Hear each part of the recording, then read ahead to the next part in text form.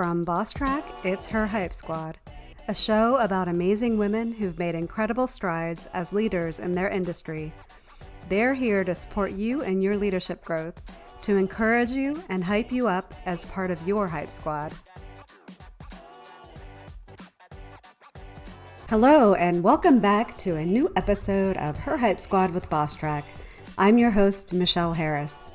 This week, I talk with Liz Hettler about leading with heart, recognizing your value, women uplifting women, and finding calm in cycling. Liz has so much great advice to share from her leadership and life experiences.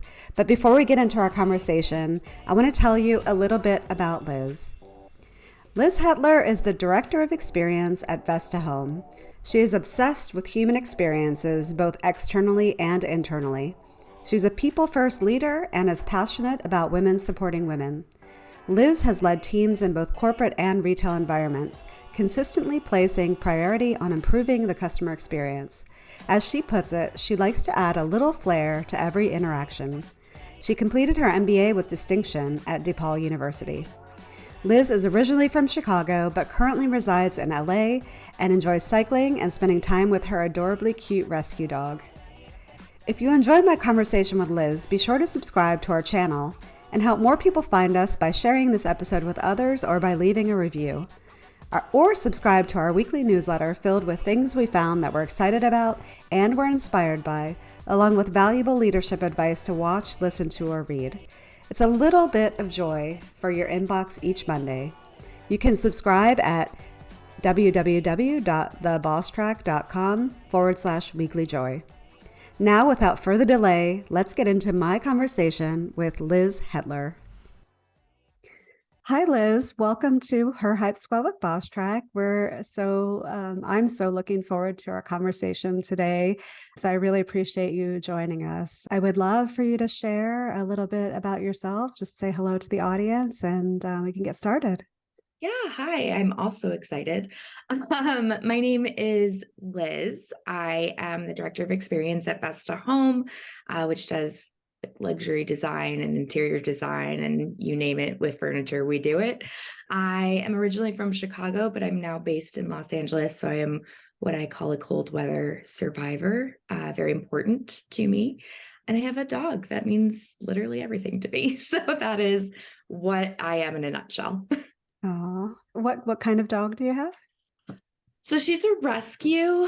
So I don't know, but my fiance did extensive research after someone said, I think she's a Lhasa Apso, which is a breed I've never heard of. So if you look at her paperwork, she's a terrier mix. If you ask anyone in this household, she's a Lhasa Apso. And we sound very confident about it. Okay. Well, that's important. Yeah. You don't want her questioning her identity. No. I am also a cold weather survivor, I suppose. We were in DC before we moved down here to Miami Beach 3 years ago. So similar situation. Yeah, it's an important survival tactic, in my personal opinion. Totally agree. I don't miss those cold winds coming off of the Potomac, and I'm sure you have the same in Chicago with the lakes.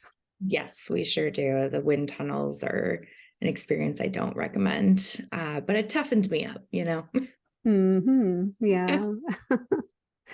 Well, I'm looking forward to our conversation because I know we're going to get into how to move through an environment when it's more male dominated. And that's something that's on everybody's mind, every woman's mind, because while we are making some small progress in some industries and some positions, like there's still a long way to go. And a lot of us are still in those situations where we are sometimes we're the only woman in the room, or we're the only female leader sitting in meetings. And we all know what that looks like. And we all have different ways we figured out how to navigate through those. So I'd love to just dig right in if you're okay with that.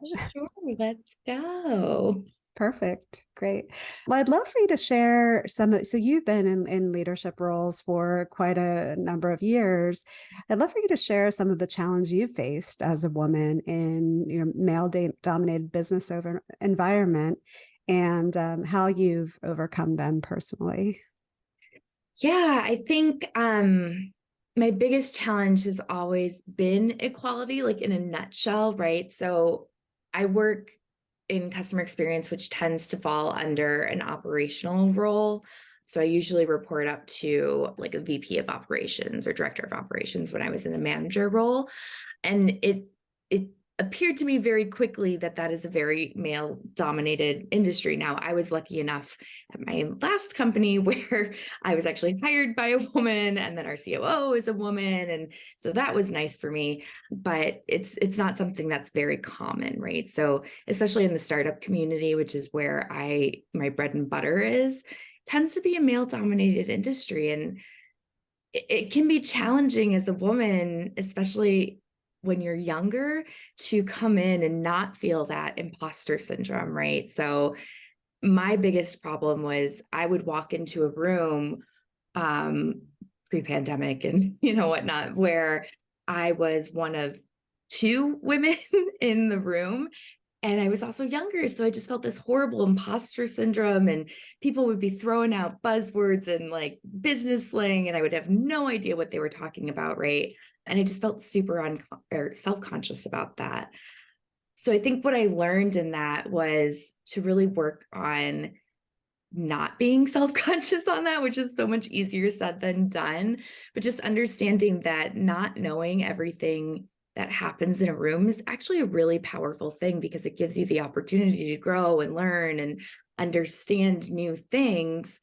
And I always say that that particular experience of me being not the smartest person in the room is like just the best feeling for me now, right? It took me a long time to get there, obviously, but being able to be transparent now and say, I don't know what you're talking about, or just like asking clarifying questions, also tends to give me more context, where I can actually sit down and fully understand what this person is saying to me and be able to give them what my expertise on the answer is, if that makes sense. Yeah, it does. So in that situation, say going into a meeting where you're not necessarily following what's going on, but obviously you are a contributor to that meeting for a reason, and you need to understand what's going on. Like, what was your approach? Did you just interrupt and ask the question then and there? Like, can I understand what you're talking about? How did you navigate that? Yeah, so my first time that I got out of my nutshell was actually my previously mentioned woman boss who hired me, literally pointed me out and said, "What do you think, Liz?" And I just like froze. I was like, "I don't know what I think." But I felt comfortable enough in that moment to give a very brief, kind of shy edge in. And that really just opened the door for me, where it's like, oh, my voice is heard and powerful. And I do know what I'm talking about. I've been doing customer experience for years, many years, it feels like. And so she gave me that opportunity, right? Today, I I just ask. It's so strange. Like, I don't know what happened to me. I got possessed, I guess, but I tend to ask, how do you mean? Like, what do you mean by that?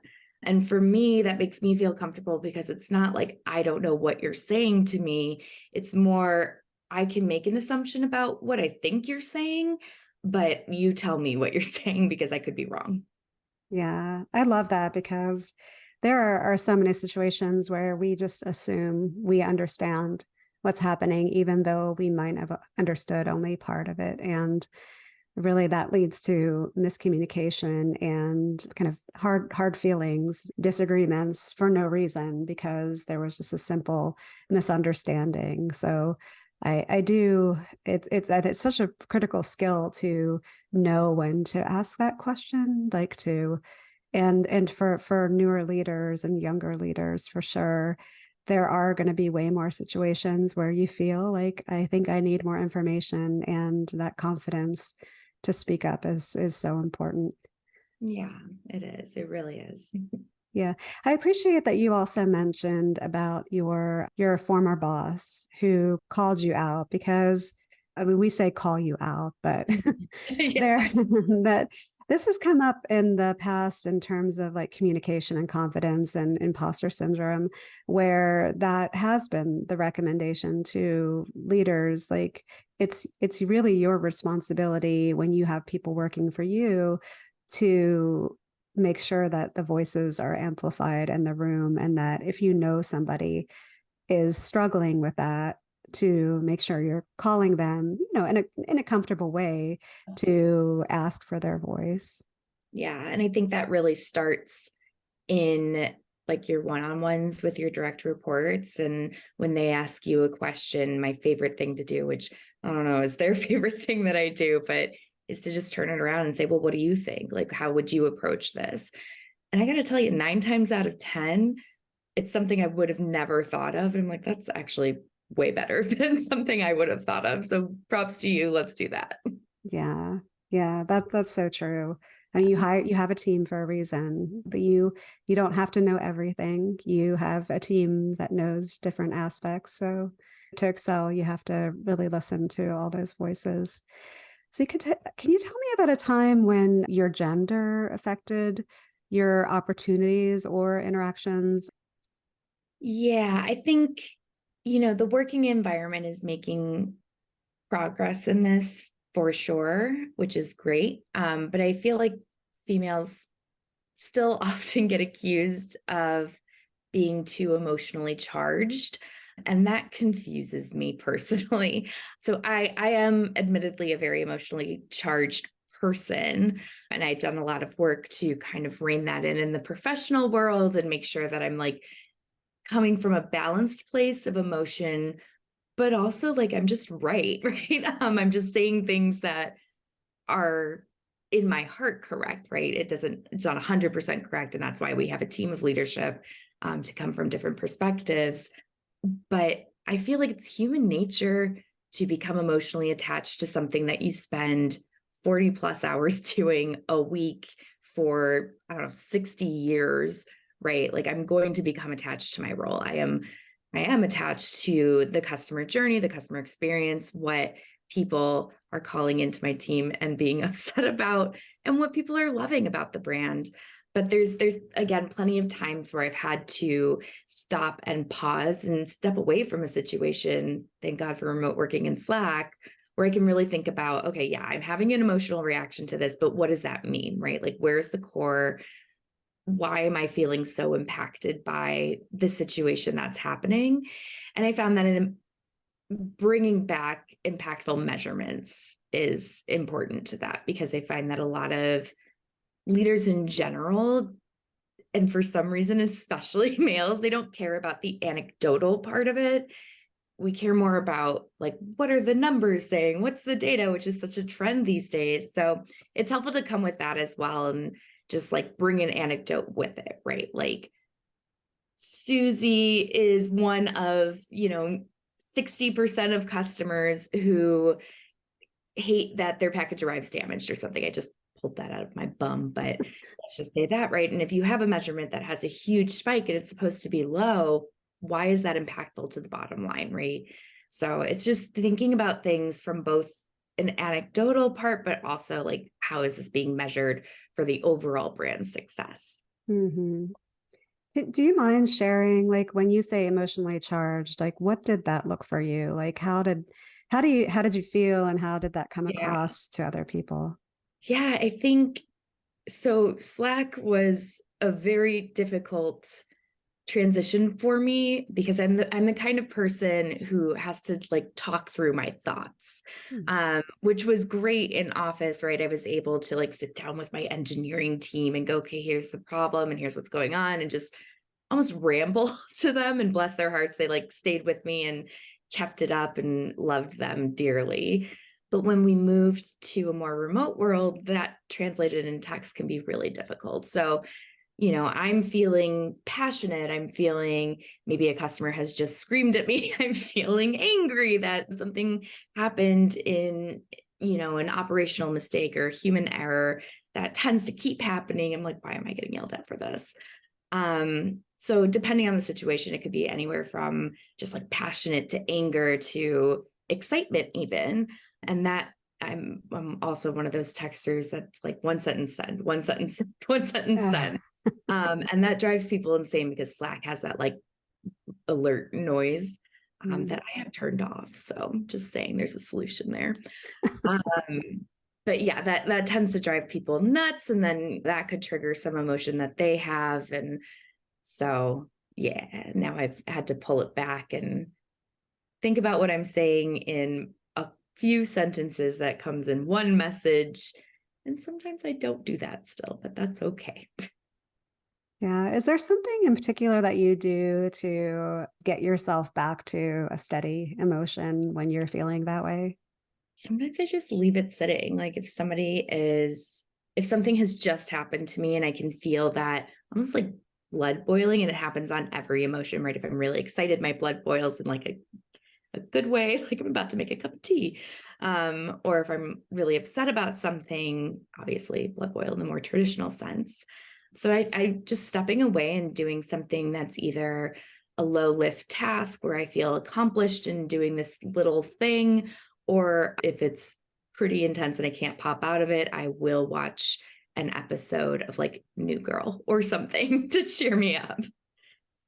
Got it. That's perfect. Yeah. There's probably so many different ways that people can kind of approach that, from like breathing exercises to like even maybe going for a short walk. So I like your idea of finding your show that you're just going to throw on and enjoy for a few minutes. So we talked a little bit about meetings before, and once you kind of got comfortable and found your voice, or even before you were in the position are now, like, is there a time you can remember where you were trying to explain something, or you knew something was right but your voice just wasn't being heard, you weren't being listened to? And could you tell us how you navigated that? Yeah. So unfortunately, this has happened many, many times. I find that being a decision maker or a stakeholder it can be difficult to get your voice heard, especially if you're not feeling confident or you haven't found your voice yet. And that's a tough feeling to feel for sure.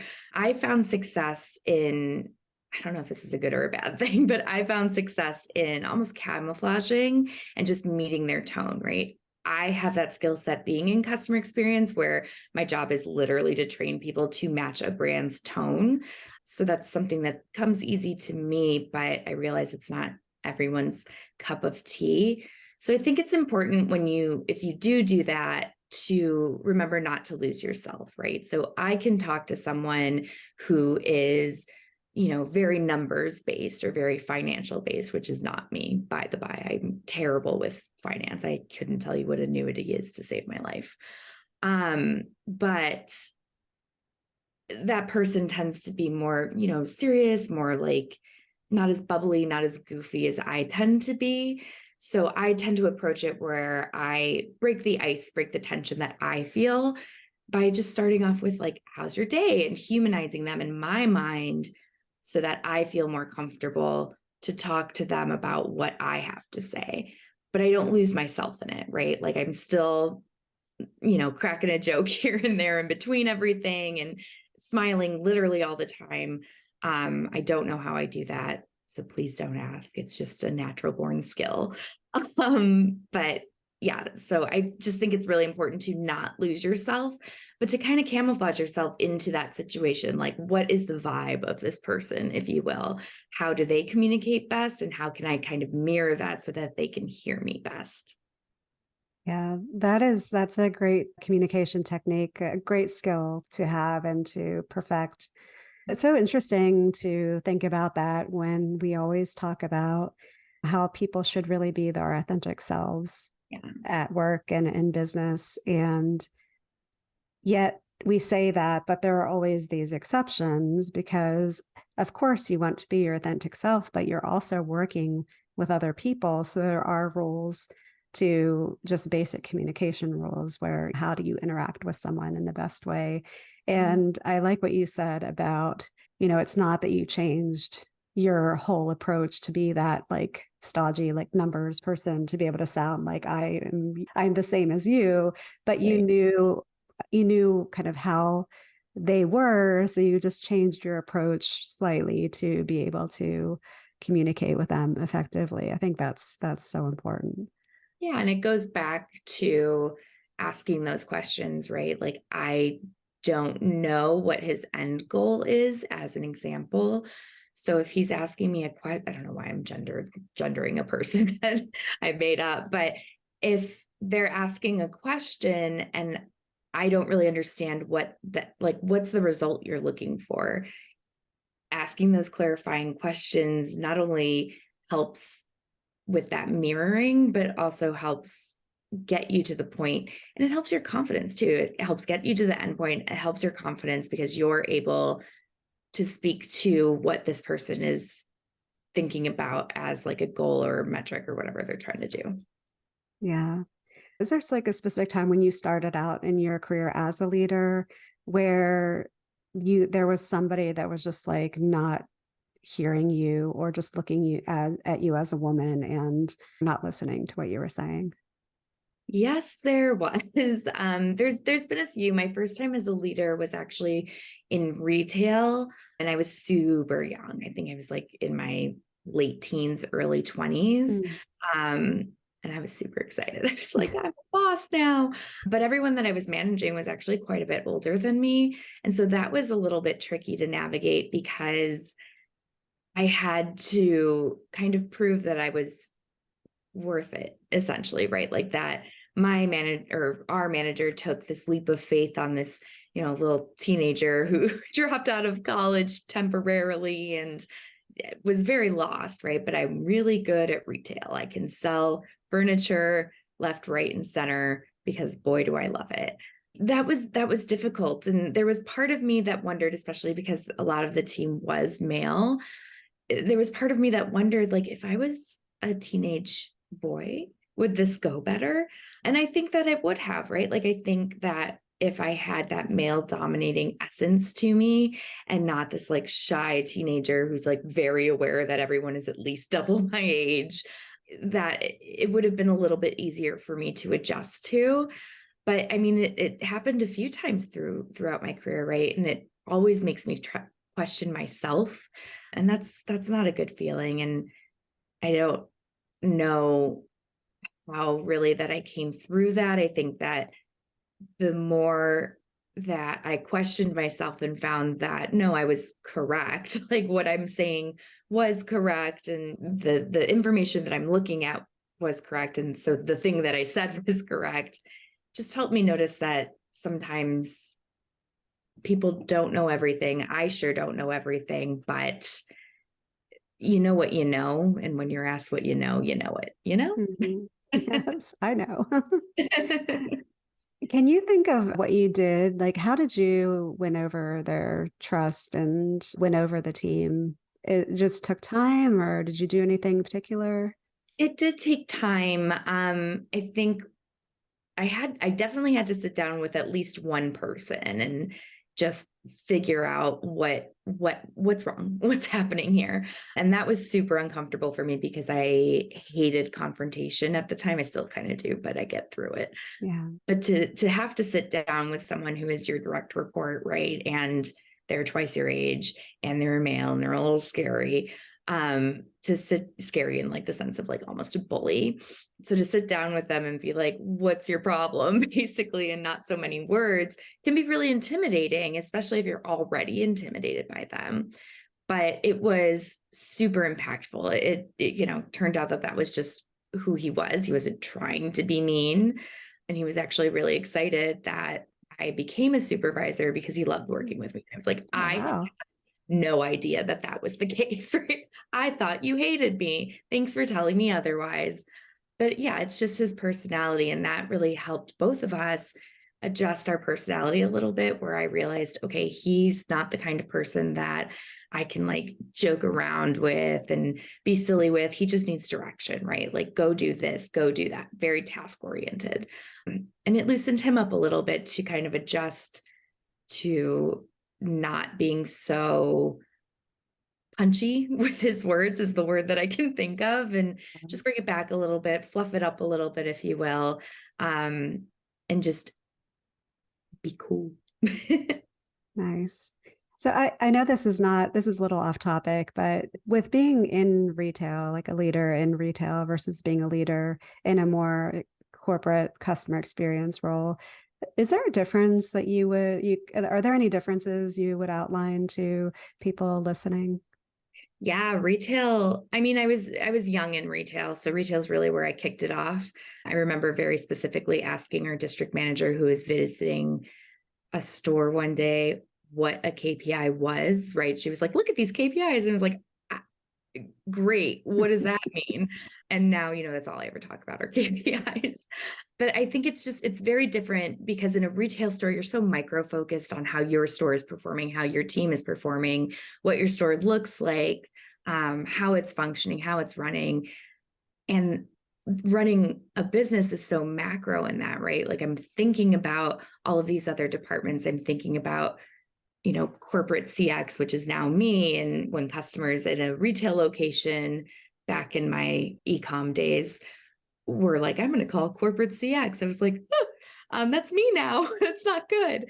And so my goal there was just to bridge the gap between like the retail CX and the corporate CX. So we didn't have that anymore. But as you step into the corporate world, I mean, you're thinking about operations, you're thinking about finance, you're thinking about UX design. I think about so much. Was there a difference in the way you led your team? Did you approach your team differently in retail versus being in corporate, or was that pretty similar? It's improved, I would say, over the years, but it was pretty similar in the sense of, these are just humans trying to get through life, just like me. And so approaching them from that human way, if you will, is really important to me because that's how I like to be led. I don't like to be treated like a gear or a machine because I am simply not. And so I find it important to humanize everyone you work with, but especially your team, and understand, if they're willing to share what they're going through personally, you can help adjust their workflow, right? Like maybe they're going through something insane in their home life.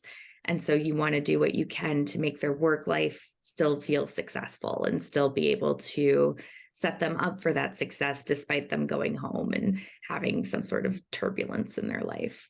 So I think that's super important. It's a great culture boost. It's a great morale boost, but it's also makes it so much easier for your team to perform at the level that you need or want them to perform at and succeed in their role.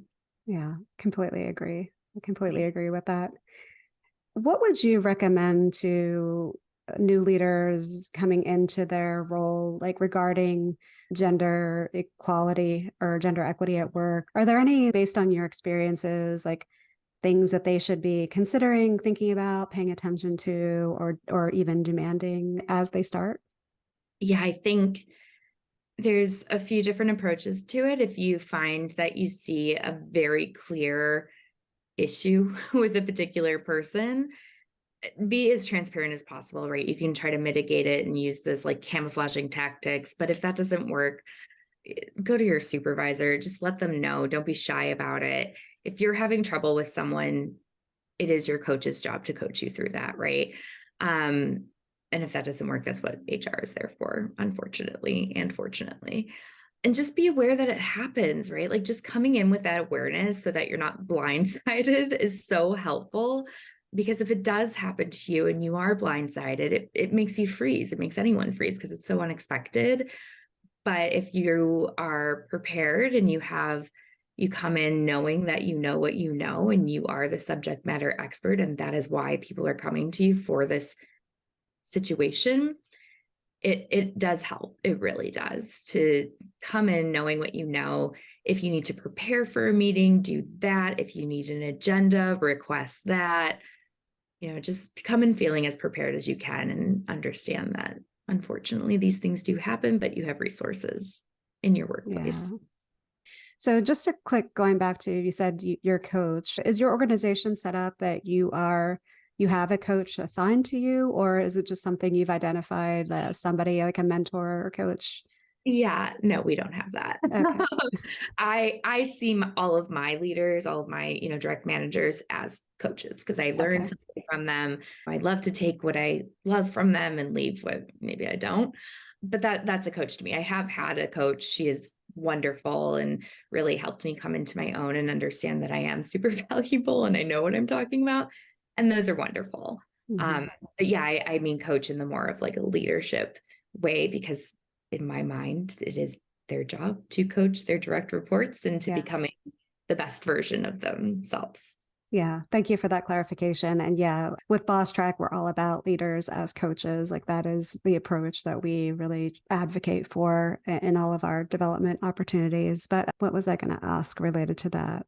Oh, the one thing I was thinking of is I think, especially as a newer leader, sometimes you don't know if something is a slight to you because of your gender, because of your age, or not. And I think, one of the, like when you said your coach. So I think it's just so important to listen to your inner heart and know how you feel and what it is making you feel like. And first step consulting with that your boss or that the leadership person that you trust and look up to and getting their opinion on whether it's just a development opportunity for you or if it really is something that needs to be addressed and how to address it. I don't know if you agree with that. 100%. I think I've had several instances where I would step into a one-on-one with either my monthlies with my C-suite person or my direct manager and say, off the record, I just need to like get a read on the situation. And sometimes those do turn into bigger problems, right? And it's important to realize that your feelings are valid regardless of what's actually going on, right? If somebody's making you feel uncomfortable, you are entitled to feel uncomfortable regardless of their Yes. intention or not. So it's important to do that, but I think it's also important to step back when you're speaking to your leader about it and say, if you're comfortable with it, right? If it hasn't elevated to the next level, but Yeah. say, how do I deal with this, right? How do I deal with the person who's like blatantly disrespecting me, in my opinion? And how do I adjust that? Because, like I said, if you're blindsided by it and you don't see it coming, it's really rough to deal with. And so having that mentor, that coach, that leader that you're comfortable with kind of guide you through that is super helpful and impactful. Yeah. I so agree with that. Looking into the future, what are the things that you hope change in terms of gender equity and women in the workplace? Yeah, I think obviously I just want everyone to be treated equally, right? To not look at me as a woman and think, oh, she's going to respond emotionally. Like we need to really be careful about how we say this, or, just basically be quiet or silence me. But I think I would also, and I think what's becoming a topic, I would also like to see more women supporting women like you, right? Like I think we do get so lost sometimes in this like defensive mode of men need to treat us better, but I think women need to treat women better and help people who have made it to the top, help the people, the newer leaders, the middle management, help break the glass ceiling that they have broken and like throw down a rope ladder if you want to get really visual with it. And I think that that's really important, something that I think we as a group could really work on. Yeah. Oh, thank you. I'm so glad you brought that up. And then my next question was going to be as a new leader coming in, even like a woman coming in as a leader, what what do you recommend they start doing to promote gender equity themselves? And I guess you kind of answered that because as they move up, it's their responsibility to look at people on their team and bring them up behind them. Is there anything else that you would recommend for people to think about?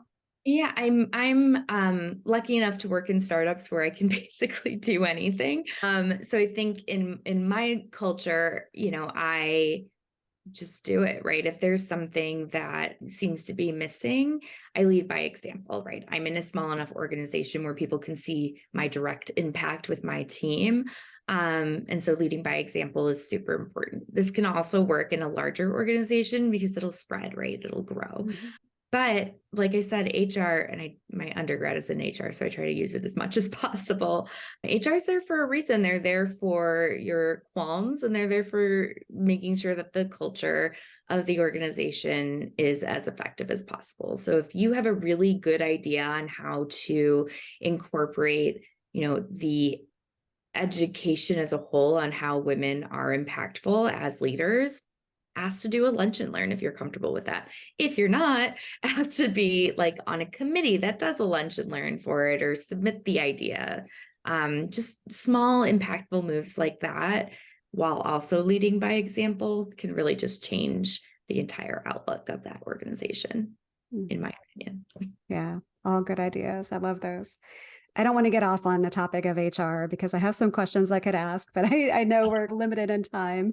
So I'll just switch and ask, what do you wish you would have known when you started out as a leader? Like what's the one thing that you would point out? I would say that I wish that I knew my value, honestly. I recognized that when I was 19, I did not know everything, despite, the teenage cliche of thinking I knew everything, but I knew a lot. I knew how to do my job. I knew how I got there, and I knew that I wanted other people to succeed. But I was so busy worrying about like the nitty gritty of like, oh my God, they're older than me. And, they're going to be mad that I'm a supervisor and they're not. Really held myself back. So I would say my biggest piece of advice is you are your only blocker, period, right? Like, know that you're worth it, know that you are valuable, that your voice is correct in your certain, mindset. And also just be open to learning, right? It's perfectly fine, if not the best feeling in the world, that you are not what you feel the smartest person in the room. You are the smartest person about the subject that you are talking about in the room, and people are learning from you, and you can also learn from people. Yeah, perfect advice. Love it. We talked a little bit about advocacy where, people identify people that work for them and bring them up behind them. But mentorship is critical to really excelling in your career. Is there a mentor that has made an impact in your life when you look back that you can recall? Yeah. So that many minutes ago, I mentioned the women operations who hired Mhm. me. She, I would say, probably took a leap of faith on me, because I jumped from like a CX associate who was just really hungry to lead and to learn more about the overall gears of an organization. And she said, okay, I'll do that. And really threw me in the deep end. But she gave me herself as a life vest, which was Mm. just incredibly impactful. I'm still, we haven't worked together in 3 years, but I talk to her almost every day, and we'll talk about anything from her adorable new child to what's going on with me at work, right? Like, here's a situation. My God, do I wish you were here to kind of help guide me through it, but she still can in a really impactful way. And yeah, I'm very lucky to have her in my life. And then the executive coach that I found through a mutual friend was also just an incredible experience in me kind of blabbing about what I do in a way that she found I wasn't giving myself enough credit. And I was like, I don't know, I think I'm giving myself enough credit. And then she wrote this like elevator pitch about myself that just sounded so amazing. And as I was reading it, I was like, oh, I do that. Like, I am an incredible advocate for customers who, seeks to drive revenue still. I look out for both the customer and the brand, and just all of these like buzzwords. I was like, oh, that is me. Yeah. They're both so thankful for them both. Yeah, I think people are so lucky when they have those people they come across in their career that they can continue to consult with. I love hearing everybody's stories that that they share Yeah. about those people. So it's so special. I'd love to kind of move over to kind of non-leadership related topics, if you're okay with that. Yeah. So I'd love to know, do you have a routine, whether it be in the morning, evening, during the day, that you follow that really contributes to your well-being? Yes. I'm laughing because I'm pretty sure I'm addicted to it. And that's fine. So my mornings are pretty standard. I wake up, I do my skincare so that I look like this, right? And then I walk my dog and make about 20 cups of coffee and put minimally 3 beverages on my desk at all times for some reason. Yeah. And then I work. And then at night, I usually wrap up around 4:30 temporarily, and I go to a cycling class that is down the street from my apartment that has, I'm pretty sure, saved my life in not such a dramatic way. I go like 5 times a week, Oh, which is wow. very, but I went through so much like turbulent changes in the last year. I've experienced loss, I've experienced like an evolution of myself. I changed jobs, which was bonkers. I'd been at my last job for like 4 years, which is so long for me. And then I just switched. So it was really like a turbulent time in my life, both personally and professionally. And this was like the one consistent thing that I had control over. Plus, it was a dark room. All of my instructors are women. And I may or may not have cried in that dark room at Oh, least 3 times. oh, So wow. it takes so much out on that bike. I think it's so important to have that kind of healthy release and routine to help you through those tough times. Yeah. How did you find that? Did you just go to a class one day and you realized it was the thing for you? Yeah, I did. I kind of made the decision after my mom passed away that I wanted to take better care of myself. So I did a little Google. And I knew I didn't want to drive far because I live in LA and 5 miles can take 45 minutes. Yeah. So I found this place. The Instagram looked like very community oriented, which was nice. So I just popped in there. I think they had like a deal going on at the time, which was like $49 for a month of unlimited classes. And I did Wow. 4 because I was new and it was hard. And I just fell in love with it. So good old Google, you know? Yeah. Well, I'm sorry about your mom. I know you seem too young for that to happen. And it's something I think about, getting older. That's the Yeah. one thing in life that I just don't know that I'm going to be able to handle. It's tough. But tough things get you through it. Yeah. It's stinky, but part of life. Yeah. So, well, I didn't mean to take you there, but so moving on to like more energetic and happy things. Yeah. Is there a song that you go to when you need an energy boost or lift me up and or confidence boost? Yes. No, I'm sorry. Before every interview that I've ever had after this song released, this also feels very cliche. I listen in the shower usually to Formation by Beyonce. Mm-hmm. Mm. I mean, she literally says, "Okay, ladies." And I'm like, "Okay, great. Got it. You're talking to me." So that's like my motivational song. But I think this is also, I think, an unknown fact about me, but people might be catching on. Especially when I'm in office, I have my headphones on when I like need to focus. And I always tell people that I'm listening to classical music, which is something I picked up from a previous employee he was a CEO, who was listening to classical music when he was heads down, but I actually listened to like hardcore metal. Oh, wow. For some reason, somebody else screaming in my ears helps me focus. It's nice. It's fun. So you'll see me like bopping every once in a while. It's extra ironic because I am classically trained. So I played clarinet in youth orchestras for forever, until I wasn't a youth anymore. So it's funny for me as like an inside joke to myself to be like, yeah, I'm listening to classical music. Rah, rah, rah, rah, rah. That's so interesting that so I guess it's different because if you're listening to customers complain and having to deal with customer complaints, and then you're listening to metal music, I'm guessing there's some kind of difference for you. Yeah, there's got to be some psychological twist to that, right? Yeah. I I don't know.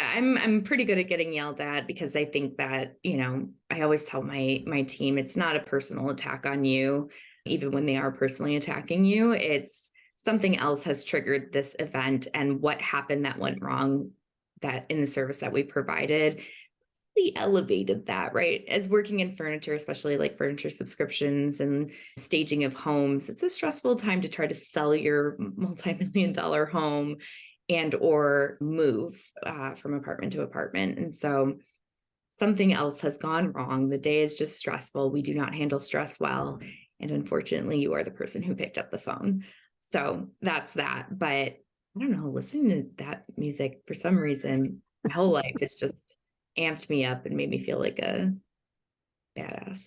Oh, nice. Yeah, it's well, interesting. One, I don't think death metal has come up at all, but it's surprising nobody has brought up Formation by Beyonce either, because I'm shocked. some people have turned it around on me, and that's my actually my go-to song for the gym to like hype me up. And when I do bring it up, they're like, they don't know that song. And I'm like, I think you would know it if you heard it. But yeah, so I'm happy to hear somebody else finally bring that song up. I'm so surprised. Okay, everyone, turn your radios on, go to or Spotify radios. I don't have about that. Oh, that's so funny. I was in a Pilates class with my husband, and he was. This is only funny probably to me, and it's like an inside joke. But he was like, "Can turn the radio down?" I'm like, "Radio at the Pilates class? Where did that come That's how it from?" works. That's how it works. One of my first memories, do I remember it or did my dad just tell me? Whatever. The first movie I saw was Beauty and the Beast when I was a kid, and I got scared during the wolf, spoiler alert, I guess, during when the wolves are like attacking Belle and the beast comes in and they're fighting. And I turned around and I politely asked my dad to turn the channel. Get us Oh. the channel. This is spooky. Turning radios, changing channels. It's 2023. We don't do that anymore. Oh my gosh. Um, well, it's so one of the things we like to do is really help people do small things to improve the quality of their lives. So I like to ask my guests if there's something you've bought recently, last 1 or 2 years, that's kind of under $100. It doesn't have to be. That has kind of changed the quality of your life in any way. Yes. I have a two-parter. So I think just finding a routine that makes you feel good, right? So like I do that spin class that I was talking about, which is a little over $100. But I also do things just to take care of myself. So I get my nails done. I dye my hair crazy colors because no one can stop me as an adult. So just doing things that make you feel powerful and make you feel like your true authentic self, I think is really important. But my favorite thing was actually free. So well under $100. I have a friend named DQ who I used to work with at a prior job. And now he's just like off living his best life. He's a very talented artist and he's going to make that work. I'm 100% confident. So I commissioned a piece from him, which is adorable and I love it. Adorable, very cool. And I love it. But he also gave me a framed kind of calligraphy kind of thing. It's just like unique lettering. And he wrote CXO on it. And that is my ultimate goal, right? Like my career goal is that I want to be a CXO and kind of lead the entire organization to be customer obsessed. That's my goal. Yes. So to have someone just like not even prompted give that to me was so sweet. I have it framed right above my desk and I look at it accidentally and on purpose sometimes. And it's so nice to have like surround yourself with people and friends and family that know what your goals are and also support it. It was so nice. Oh, that's amazing. And so nice to have friends that think about you in that way. That's amazing. Yeah. Awesome. Books or podcasts. Do you have a book or podcast that you've listened to or read recently that you would recommend to the audience? Aside from true crime podcasts, got it.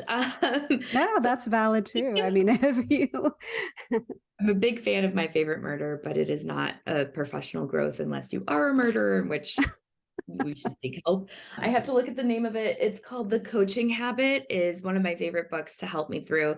If you don't know about it, Amazon, I think it's like $12. There's like a little workbook in there. It's fantastic. There's also the Data Collective that I read recently, which is also super helpful if you are not a numbers person. It's basically data for dummies, except prettier somehow. Oh, interesting. Yeah, I really like that one too. So those are my top two books. Podcasts, I genuinely usually just use as a source for murder. I understand. With the coaching habit, it goes through the leader as coach, like we were talking about earlier. Yes, it sure does. So it's really helps you fine tune kind of how to coach your team, how to see yourself as a coach and what that means to you. And then the data detective really breaks down not only how to like pull data, but also how to analyze it, right? Like, great, I have this sequence of numbers and names. What the heck does that mean? And how do I find the answer that I'm looking for within it? Awesome. Very good. I love hearing about. So the coaching habit I have come across, I probably skimmed years ago, but the data collective. Yes. Data. Okay. No, data detective. Data detective. Okay. That's a new one for me. So I will definitely check that out and add it to our list to make sure people see that. Well, I know our time is coming to a close here, and so now you're officially in our audience's Hype Squad. Is there one last piece of advice or inspiration you would leave with the audience before you go? I mean, I feel like I've said it about 100 times, but it's like my biggest piece of advice is just stay true to yourself, know your worth, know your value, and reach out to people if you need help. Like that's a strength, not a weakness. Yes. Period. Period. Perfect advice to leave with. So as we kind of wrap up here, can our listeners reach out to you if they have any questions or want to talk? And how would they do that if so? I would love that. I would be honored. I would be delighted. I am the easiest person on the face of the earth to get a hold of. I'm super responsive on literally every platform, but I would say the best place to start is LinkedIn. So I don't know if you can like post my LinkedIn somewhere, but that is the place. I accept almost every friend request, unless you're trying to sell me something and then I think about it. But yeah, I mean, I would be honored and happy to talk to quite literally anyone about quite literally anything. Do you know what your handle is on LinkedIn? Is it Liz Hettler or is it something funky? It should just be Liz Hettler. I was just seeing if I happen to have you up, just because if people are listening and they don't get or they don't see the notes, the show notes that we have. So you are, oh yeah, there's a bunch of numbers. So Liz-Hettler 893-237-BA. As I said, I hate feeling like a robot. Thanks, Liz. I only say that just because sometimes there's more than one, and especially if they're not seeing you and they're only listening to you, they don't know who to look for. So totally fair. It's also in the show notes. Yes. I feel like I have a unique name, but I guess not.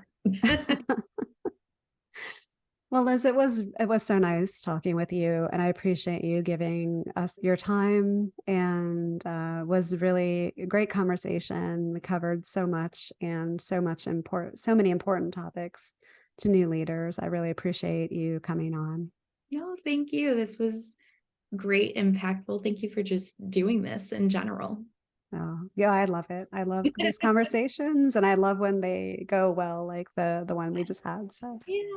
So enjoy your day, and hope to be in touch soon. You too. Right. Bye-bye. Bye. Hi, everyone. This is Michelle again.